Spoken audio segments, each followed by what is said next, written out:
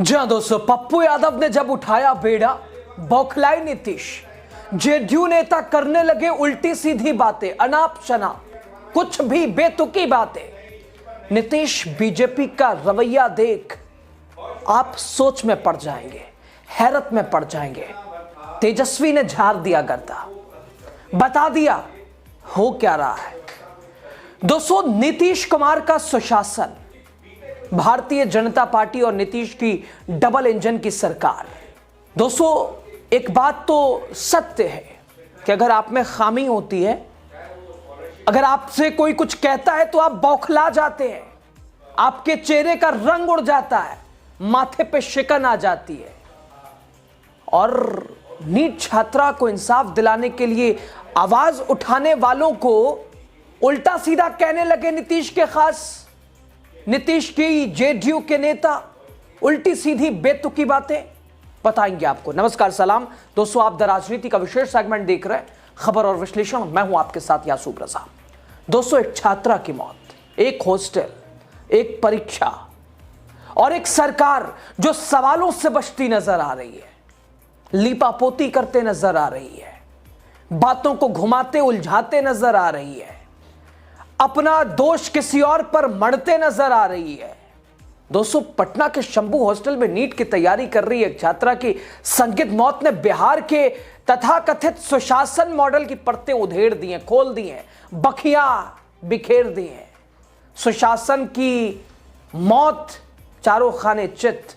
दोस्तों, postmortem report में गंभीर संकेत, एफएसएल जांच, कपड़ों पर स्पर्म सैंपल, रेप की आशंका और फिर भी न तेज कार्रवाई, न जवाबदेही, न भरोसा। दोस्तों, जो नेता सवाल उठा रहा है उन्हें गालियां दी जा रही हैं। सत्ता पक्ष के नेता गालियां दे रहे हैं, उल्टी सीधी बेतुकी बातें कर रहे हैं लगातार। चूंकि सड़क से संसद तक हंगामा है, गुस्सा है लोगों का, और ये दावे 20 साल वाली ढकोसली सरकार के सारे दावे हवा हवाई हैं।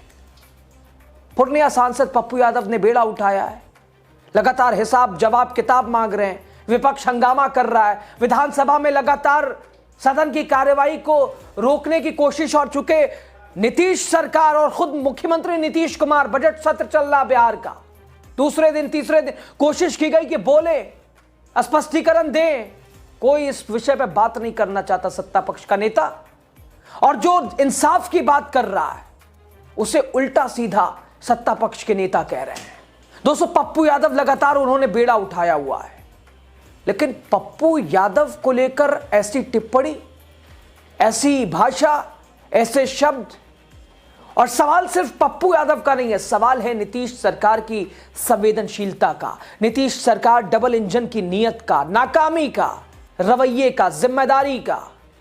पटना में एक छात्रा की मौत के बाद जांच एजेंसियां बदली, पहले एसआईटी, फिर सीआईडी, फिर एफएसएल और अब सीबीआई। लेकिन सवाल वही कि अगर शुरुआत में ईमानदारी से जांच होती, शुरुआत से ही, तो क्या मामला यहां तक पहुंचता? इस पूरे मामले ने न सिर्फ प्रशासन बल्कि नीतीश सरकार की राजनीति और पूरी मंशा के ऊपर सवाल उठा दिया है। पटना बिहार की राजधानी, यही शंभू हॉस्टल, नीट की तैयारी कर रही एक छात्रा के संदिग्ध परिस्थितियों में मौत के बाद जो सामने आया उसने पूरे सिस्टम को कटघरे में खड़ा कर दिया। पोस्टमार्टम रिपोर्ट में गंभीर संकेत, एफएसएल जांच में कपड़ों पर स्पर्म सैंपल, रेप की आशंका, बावजूद इसके जांच की रफ्तार बेहद धीमी, लीपापोती। स्क्रिप्ट पहले ही सम्राट की पुलिस ने रट दी थी, लिख दी थी।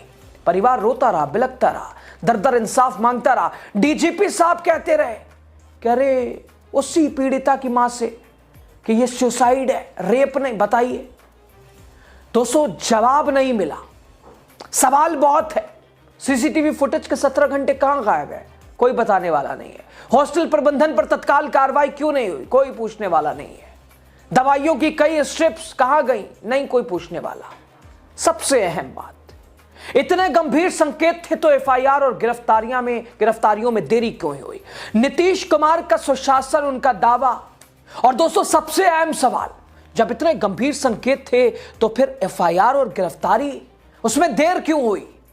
नीतीश सरकार के सुशासन के दावों के बीच यह मामला प्रशासनिक असंवेदनशीलता की मिसाल बन गया।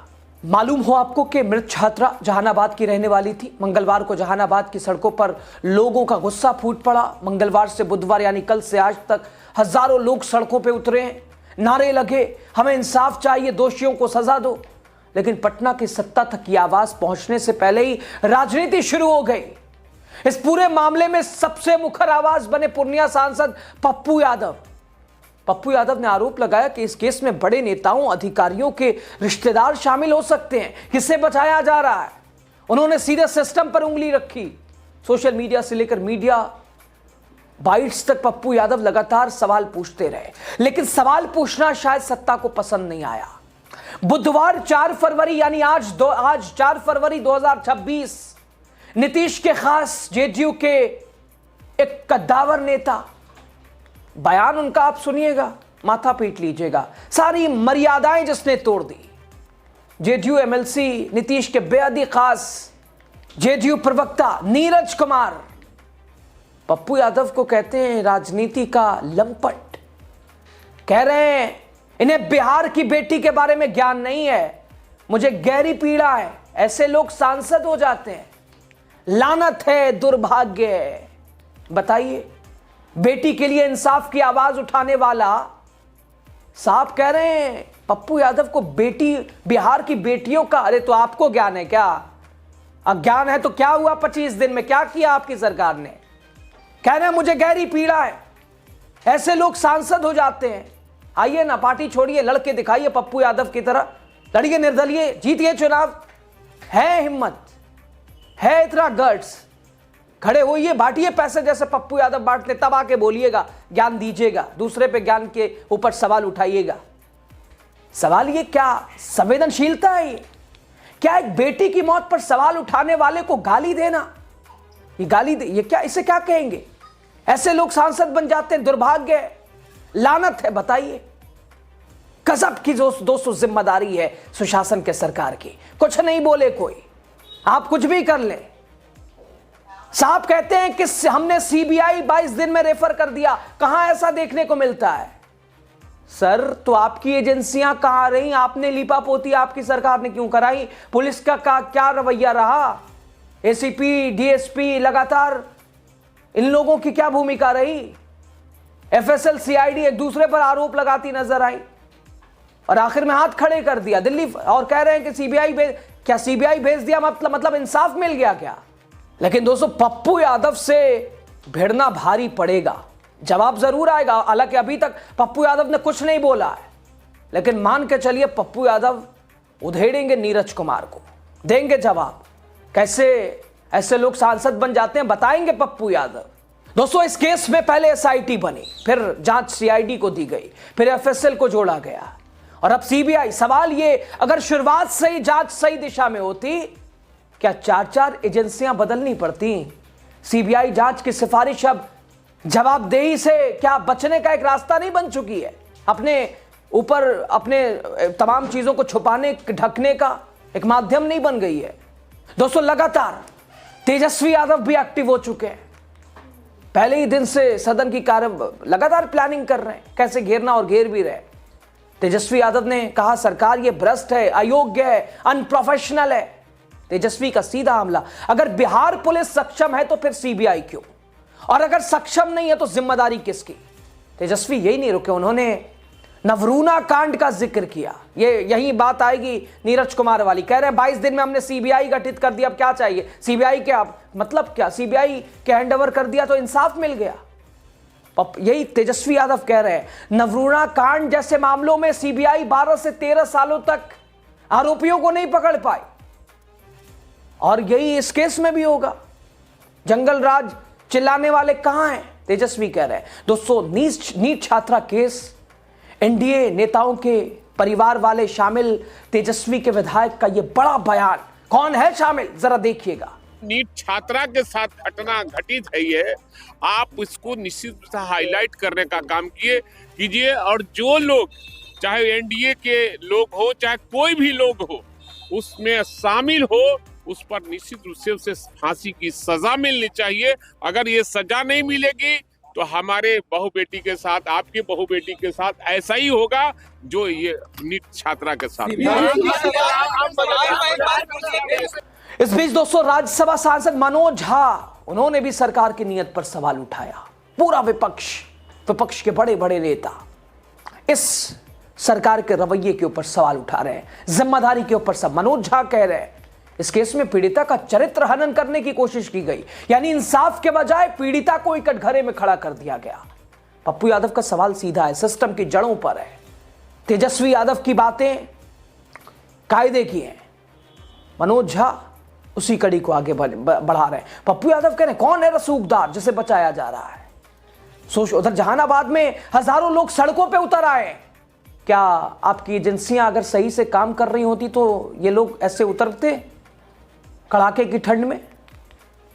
दोस्तों नीतीश कुमार खुद को सुशासन बाबू कहते हैं, लेकिन इस केस में सुशासन के दावे कटघरे में खड़े हैं। एनडीए डबल इंजन वाली सारे दावे हवा हवाई हैं। महिलाओं की बात करने वाले, महिला उत्थान की बात करने वाले, आधी आबादी का तस्करा करने वाले, सब हवा हवाई कहने के लिए बस। दोस्तों यानी एक छात्रा की मौत और जवाब में राजनीतिक बयानबाजी। नीतीश सरकार ने सीबीआई जांच की सिफारिश कर दी है, लेकिन जमीनी सच्चाई यही है कि अब तक ना कोई ठोस कार्रवाई हुई, ना कोई जिम्मेदारी तय हुई। ये हम नहीं, ये परिवार कह रहा है पीड़िता का। इसे क्या कहेंगे आप? आपकी राय बताइएगा जरूर। 6 जनवरी को नीट के छात्रा के साथ में रेप हुआ, उसके बाद मर्डर हुआ, हत्या कर दिया गया, लेकिन अब तक वो आरोपी खुलेआम घूम रहा है। पुलिस प्रशासन इसमें पूरी तरह से फेल है और फेल होने का नतीजा है कि इसको सीबीआई के लिए मांग किया गया है कि सीबीआई का जांच हो। पुलिस प्रशासन पूरी तरह से फेल है और सिर्फ पटना ही में नहीं, पूरे बिहार के अंदर में आए दिन रेप, मर्डर, हत्या, इस तरह की कांड हो रही है। अब पुलिस प्रशासन मुखदर्शक बन करके, सरकार मुखदर्शक बन करके खड़ी है